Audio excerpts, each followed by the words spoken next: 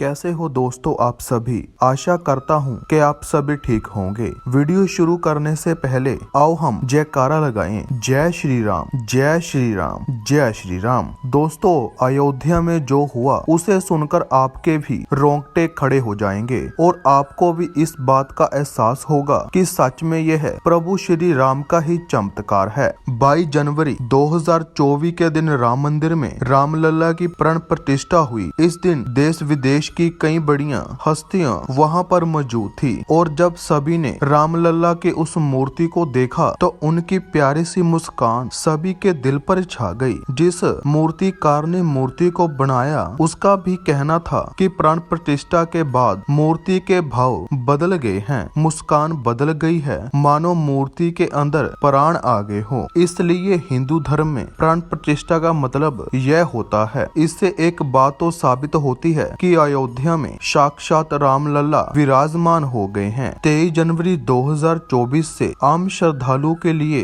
प्रभु श्री राम के द्वार खोल दिए गए और श्रद्धालु की लाखों की तादाद मंदिर में दर्शन करने के लिए पहुंच गई और तकरीबन 5 लाख लोगों ने 23 जनवरी को रामलला के दर्शन किए। राजन और उनकी पत्नी रामलला के मंदिर जाना चाहते थे क्योंकि उनके पिता भी एक बहुत बड़े राम भक्त थे और अयोध्या में निर्माण के लिए उन्होंने कार सेवा में भूमिका निभाई थी। उनके पिता अपनी आंखों से राम मंदिर का निर्माण नहीं देख पाए, लेकिन अपने पिता की एक तस्वीर साथ में लेकर वह अपनी पत्नी और 10 साल की बच्ची को साथ लेकर सहारनपुर से अयोध्या रवाना हो गए। उनका मानना था कि इस फोटो के माध्यम से वह प्रभु श्री राम के दर्शन अपने पिता को कराएंगे, लेकिन राजन को इस बात का अंदाजा नहीं था कि 24 जनवरी के दिन और ज्यादा भीड़ राम मंदिर आने वाली थी। जब वह अयोध्या पहुंचे तो वाकई में ही अयोध्या का नजारा देखने लायक था।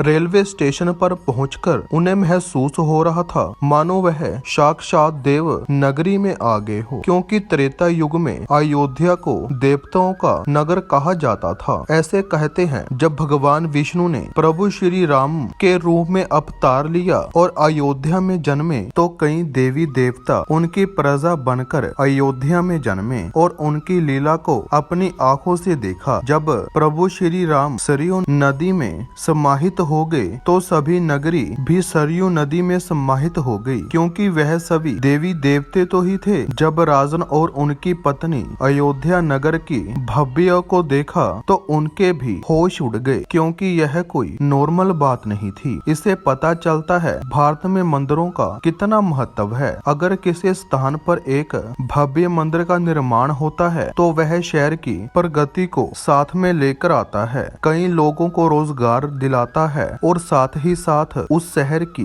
प्रगति का माध्यम बनता है। ऐसे ही अयोध्या में इस प्रकार से राम मंदिर का निर्माण हुआ था, वैसे ही वहाँ पर प्रगति साफ तौर पर दिखाई दे रही थी। मगर जब राजन और उनकी पत्नी 11 साल की बच्ची के साथ राम मंदिर पहुँचे तब वहाँ पर बहुत ही ज्यादा भीड़ मौजूद थी। शाम का समय था और इधर उधर भगदौड़ मच रही थी। पुलिस प्रशासन जैसे तैसे भीड़ को काबू करने में लगा था, लेकिन भक्त प्रभु श्री राम के इतने दीवाने थे कि वह बस किसी भी तरह एक झलक रामलला के दर्शन करना चाहते थे। इसके बीच राजन जी अपनी पत्नी और बच्ची के साथ लाइन में लग गए। तकरीबन 5 से 6 घंटे उन्हें लाइन में लगना पड़ा, लेकिन उन्होंने अपने अनुभव बताते हुए कहा इतनी भीड़ होने के बावजूद भी सभी भक्त एक दूसरे के साथ समन्वयता बनाए हुए थे। सभी के मन में राम बसे थे, इसीलिए सभी के अंदर राम सी मर्यादा आ गई थी। सभी भक्त बहुत शांति पूर्वक तरीके से उसी लाइन में लगे हुए थे और हमें 5 से 6 घंटे के पश्चात रामलला के दर्शन करने का सौभाग्य प्राप्त हुआ। उस समय रात्रि की शुरुआत हो चुकी थी। मैंने अपनी पत्नी और बच्ची के साथ रामलला के दर्शन किए और अपने पिता की फोटो को उन्हें दिखाया। ऐसे लग रहा था मानो आज मेरे पिता की आत्मा को शांति मिल गई हो, क्योंकि उन्होंने कार सेवा में एक महत्वपूर्ण भूमिका निभाई थी। लेकिन मुझे इस बात का अंदाजा नहीं था कि आज प्रभु श्री राम मेरी भक्ति की प्रतीक्षा लेने वाले हैं, क्योंकि बहुत ज्यादा भीड़ का माहौल होने के कारण रात्रि के समय मंदिर के अंदर मंजर बहुत ही भयानक था।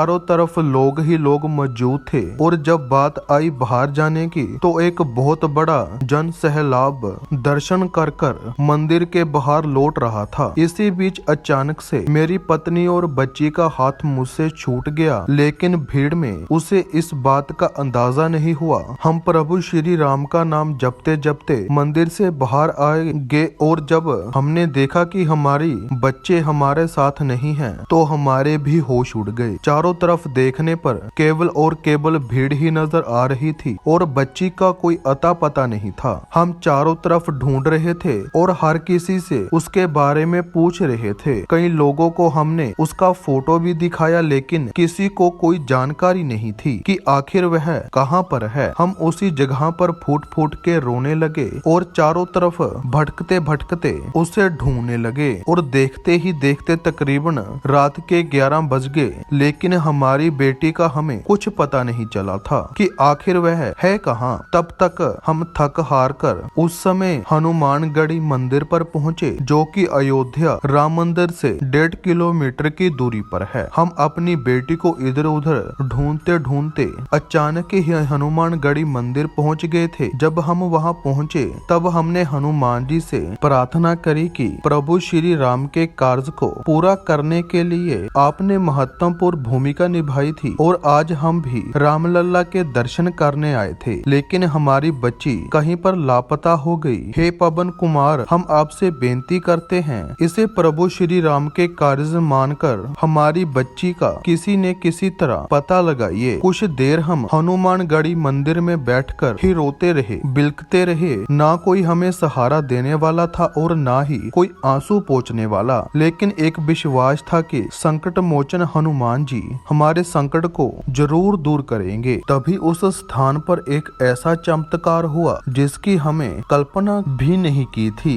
हनुमानगढ़ी क्षेत्र में हमें एक बंदर दिखाई दिया जिसका मुख लाल था और उसके हाथ में एक रुमाल था। जब हमने उस रुमाल को ध्यान से देखा, हमारी बेटी का था, लेकिन सवाल यह था आखिर वह रुमाल उस बंदर के पास कैसे आया। राजन और उनकी पत्नी के रोंगटे खड़े हो गए, लेकिन अभी भी उनकी बेटी नहीं मिल पाई थी। वह इसे हनुमान जी का संकेत मानकर, जिसके बाद उन्होंने उस बंदर का पीछा करना शुरू किया और वह बंदर के पीछे पीछे चल दिए। देखते ही देखते उसे बंदर का पीछा करते करते उन्होंने 1.5 किलोमीटर का सफर पूरा किया और वह फिर से अयोध्या राम मंदिर के दरवाजे पर पहुंच गए। रात्रि के समय दरवाजे बंद हो चुके थे, अंदर जाने का कोई भी मार्ग नहीं था, लेकिन वह बंदर उनकी बेटी के रुमाल को राम मंदिर के दरवाजे पर ही छोड़कर ही चला गया। अब ऐसे लग रहा था मानो उनकी बच्ची मंदिर के अंदर मौजूद हो। राजन और उनकी पत्नी के सामने अब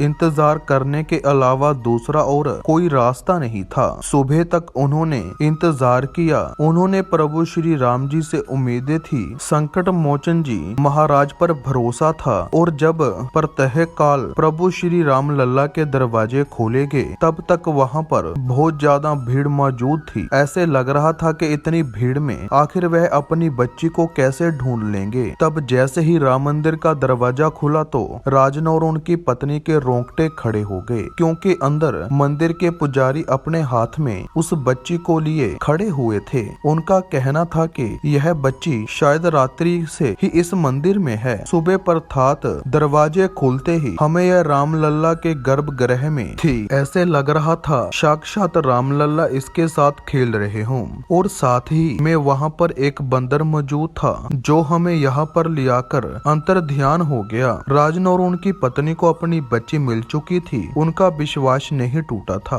बल्कि उनकी आस्था और भी ज्यादा बढ़ गई थी। सो दोस्तों, कैसे लगी आपको आज की ये वीडियो, तो आप हमें कमेंट बॉक्स में बता सकते हैं कि ऐसा हो सकता है या नहीं। हमारे मुताबिक तो ऐसे हो सकता है जब किसी भक्त की अपने प्रभु पर विश्वास हो, आस्था हो। जैसे राजन और उनकी पत्नी को श्री राम और हनुमान जी पर विश्वास था कि उनकी बेटी वह जरूर मिलवाएंगे। सो आप भी भगवान श्री राम और हनुमान जी और महादेव पर विश्वास रखिए तो आपका कार्य पूरा हो जाएगा। अगर आप सच्चे सनातनी हैं, सच्चे हिंदू हैं, तो कमेंट बॉक्स में जय श्री राम, जय हनुमान और हर हर महादेव जरूर टाइप कीजिए। मिलते हैं एक और नई वीडियो वीडियो के साथ। तब तक के लिए जय श्री राम।